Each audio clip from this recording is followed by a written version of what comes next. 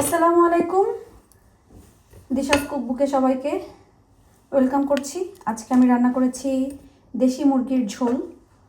তো আমি কীভাবে রান্না করলাম সবাই সবসময় জিজ্ঞাসা করেন, তো আজকে ভাবলাম আমি রান্নাটা দেখাই দিই।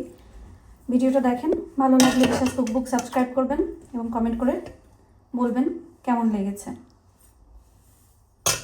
আমার ভিডিওতে সবসময় রান্না দেখে সবাই বলেন যে দিশা আপু বা দিশা রান্নাটা দেখায়ও। তা আমি আমার শখের রান্নাগুলো আসলে এই দিশাস কুকবুকে শেয়ার করি। তো এখানে আমি আজকে শক্ত মুরগি রান্না করব। শক্ত মুরগি রান্না যখন করেছি অনেকে জিজ্ঞাসা করেছেন কিভাবে রান্না করো। আমি অনেকভাবে রান্না করি, কিন্তু মোস্ট অফ দ্য টাইম আমি এইভাবে রান্না করি। তো প্রথমে আমি এখানে দুইটা শক্ত মুরগি ধুয়ে কুটে পানি ঝরানো দিয়ে নিয়েছি। এখন আমি এখানে দিয়ে দিচ্ছি হলো পেঁয়াজ। আমি দুইটা মুরগির জন্য এখানে মিডিয়াম সাইজের 4টা পেঁয়াজ দিয়েছি, পেঁয়াজ কুচি। এরপরে এর ভিতরে আমি দিয়ে দিব আদা রসুন পেস্ট আমি একসাথে যে কিউবগুলো পাওয়া যায় সেই কিউবটা দিয়েছি। এখানে আমি 6টা কিউব ব্যবহার করেছি। এরপর আমি দিয়ে দিব দারচিনি, তেজপাতা, মানে আস্ত সব গরম মশলাগুলো, এলাচ, লবঙ্গ, গোলমরিচ এগুলা। এরপর এখানে দেব আমি লবণটা আপনাদের আন্দাজ মতন দিবেন।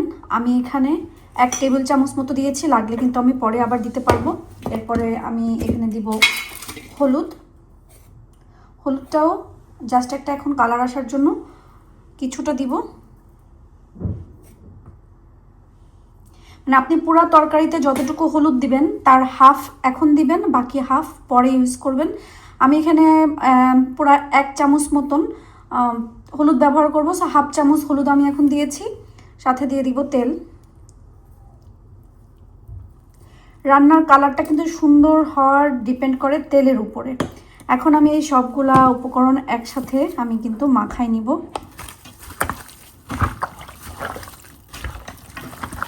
শক্ত মুরগি বা যে কোনো মাংস সবসময় মজা কষানোর উপরে। আমার রান্না দেখেন, ভিডিও দেখেন, যারা ব্লগ দেখেন সবাই বলেন যে এই রান্নাটা কেমন, ওই রান্নাটা কেমন। আসলে আমি ওরকম কোনো পাকা রাঁধুনি না, আমিও অল্প অল্প করে রান্নাটা শিখেছি। আর সবাই মজা বলে, তো ভাবলাম যে আমার রান্নাগুলো রাখি, নিজেও দেখব, আমার সন্তানরাও দেখবে। আমি যখন না থাকবো বা ওরা যখন দূরে থাকবে তখন দেখবে যে আমার মা কিভাবে রান্না করতো, দেখে দেখে শিখতে পারবে। সেই সমস্ত চিন্তাভাবনা থেকে আমার দিশাস কুকবুকটা খোলা। আপনাদের যদি ভালো লাগে এই সহজ সহজ রান্নাগুলা, জানি সবাই পারেন, অনেক ভালো ভালো রাঁধুনি আছেন, কিন্তু আমি তো শখের রান্নাগুলা দেই। তো আপনাদের যদি ভালো লাগে তাহলে আমার দিশাস কুকবুকটা সাবস্ক্রাইব করবেন এবং ভিডিওতে কমেন্ট, লাইক করে আমাকে আরও উৎসাহিত করবেন। যাই হোক, এখন আমি কিন্তু এটা মাখানোর পরে আমি আর কোনো পানি দিব না, আমি এইভাবেই চুলার পরে জালে বসায় দিব। দেওয়ার পরে আমি এর ভিতরে 3 থেকে 4টা শুকনো মরিচ এভাবে কেটে দিব।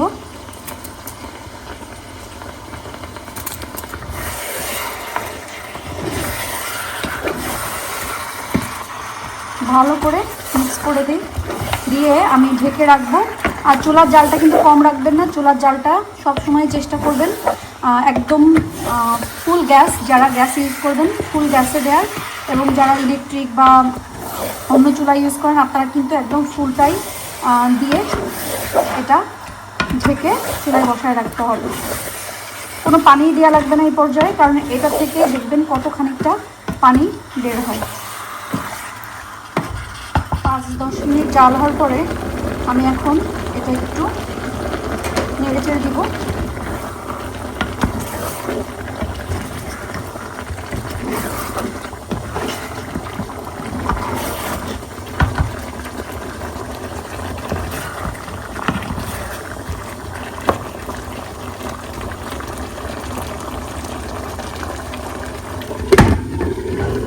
আমি কিন্তু জাল কম করিনি, আর এর ভিতরে কিন্তু আমি আরও 2বার এসে নেড়ে দিয়ে গিয়েছি।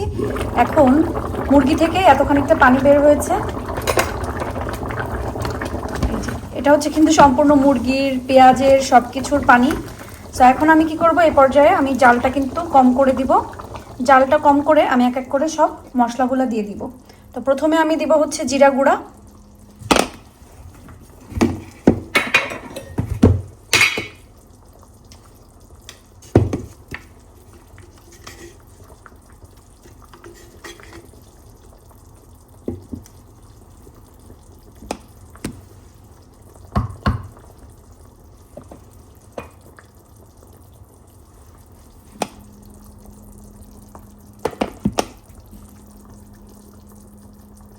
প্রথমে দিয়ে দিচ্ছি জিরা গুঁড়া। জিরা গুঁড়া আমি দিব হচ্ছে 2 চা চামচ, মানে আমি হচ্ছে ঠিক সম পরিমাণেই আমি ধনিয়া গুঁড়া দিয়ে দিব 2 চা চামচ।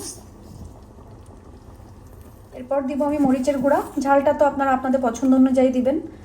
আর শক্ত মুরগি বা দেশি মুরগি এই টাইপের জিনিসে কিন্তু ঝালটা একটু বেশি হলে ভালো লাগে। এখানে আমি 2 চা চামচ মরিচের গুঁড়া দিয়েছি, সাথে দিয়েছি আরও হাফ চামচ। আর ওই যে প্রথমে হাফ চামচ হলুদের গুঁড়া দিয়েছিলাম, এখন আমি বাকি হাফ চামচ হলুদের গুঁড়া দিয়ে দিব, তাহলে কিন্তু রঙটা অনেক বেশি সুন্দর আসবে। এখন আমি এটাকে ভালো করে মিক্স করব। আমি কিন্তু যেহেতু এটা আমি ভুনা বা কষানো রান্না করছি, আমি কোনো পানি অ্যাড করছি না। আমি এখানে এইভাবেই ভালো করে মিক্স করে 5 মিনিট একদম জোরে জাল দিয়ে রাখবো। তারপরে আমি যে একদম গ্যাসের চুলা বলেন আর ইলেকট্রিক বলেন, আমি কিন্তু জালটা একেবারে কম করে দিব। আর এই পর্যায়ে আপনারা কিন্তু লবণটা চেক করে নিতে হবে যে লবণ ঠিক আছে নাকি আরেকটু দিতে হবে। 5 মিনিট জাল করার পরে এখন আমি ঢাকনা সরাবো এবং একটু ভালো করে নেড়ে উল্টায় পাল্টায় নেড়ে দিব। আপনারা কিন্তু এই পর্যায়ে প্রেসার কুকারে দিয়ে কয়েকটা হুইসেল দিয়েও নামাই ফেলতে পারেন, কারণ হাড় চিকেন সেদ্ধ হতে একটু সময় লাগে। আর আমি যেটা করব, যেহেতু আমার এই চুলায় প্রেসার কুকার হয় না, এই জন্য আমি কী করব, এটা আমি এই পর্যায়ে একদম জালটা কম করে, দেখেন আমি আপনারা জালের দেখলে বুঝবেন, আমি 2 বা 3 দিয়ে এটাকে ঢেকে রাখবো। সো আমার এরই মাঝখানে আস্তে আস্তে জাল হবে, আর কি মুরগির ভিতরে সব মশলাও যাবে, মুরগিটা সেদ্ধও হয়ে যাবে এবং রান্না শেষে আপনাদেরকে দেখাবো যে এটার চেহারাটা কেমন হয়েছে। এখন আমি চুলাটা অফ করে দিব। অফ করে দেওয়ার আগে কিন্তু আমি 10 মিনিট একদম অনেক বেশি জোরে জাল দিয়ে হচ্ছে চিকেনটাকে জাল দিয়ে নিয়েছি। এখন হচ্ছে দেখেন কত সুন্দর একটা কালার আসছে। এত সময়ে আমার মুরগির মাংস সেদ্ধও হয়ে গিয়েছে, ভিতরে মশলাপাতিও ঢুকে গিয়েছে, আমি এক্সট্রা কোনো পানিও দেওয়া লাগে নাই। এখন আমি চুলার জালটা অফ করে দিব। শেষ। এখন আমি যেটা করব সেটা হচ্ছে আমি 1 চা চামচ ভাজা জিরার গুঁড়া দিয়ে দিব, দিয়ে একটা নাড়া দিয়ে ঢেকে রাখবো। তো কেমন লাগলো আমার এই হাড় চিকেন রান্না করা বা দেশি মুরগি রান্না করা? আমাদের কাছে কিন্তু এইভাবে রান্না করে অনেক বেশি মজা লাগে, খেতে কিন্তু অনেক বেশি মজা হবে। আপনারা ট্রাই করে দেখবেন এইভাবে রান্না করে। অনেকে অনেকভাবে রান্না করে, আমিও অনেকভাবে রান্না করি, কিন্তু এইভাবে আমার কাছে বেশি মজা লাগে। যখন আমি আলু ছাড়া বা অন্য কোনো কিছু সবজি ছাড়া মুরগির মাংসটা রান্না করি, আমি এইভাবেই রান্না করি।